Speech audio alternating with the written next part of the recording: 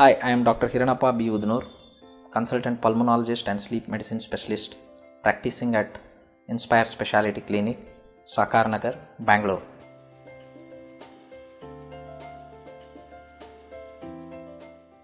Many people will snore. All snorers are not sleep apnea. It's a spectrum of a disease. A snoring, then you have apneic spells, choking sensations. If it goes towards too much severity, you get a sleep disordered breathing.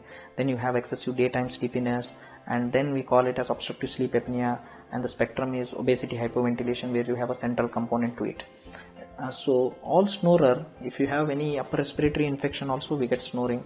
Sometimes a mild snoring will be there because of viral infections or allergic rhinitis. If at all you take a local antihistaminics and decongestants, it should be okay.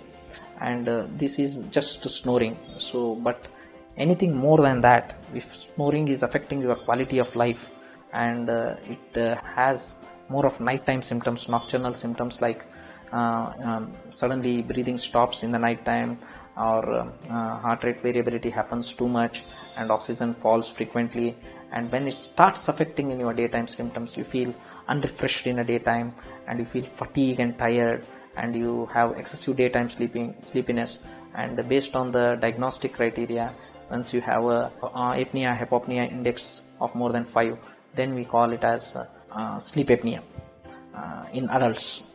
So sleep apnea requires treatment based on the severity. If it's mild, you have a dental and other modality of treatments like weight reductions. Sometimes positional therapy is advised, and lifestyle modifications.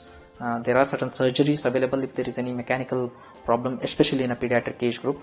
And if it is severe, they need a positive airway pressure therapy or a CPAP therapy. So sleep apnea and snoring has to be distinguished. All snoring doesn't require screening for sleep apnea. If somebody is having snoring and they have a daytime symptoms based on the Epworth sleepiness scale, and there are different kind of questionnaires are there, stop band questionnaires, and many other scoring systems are there.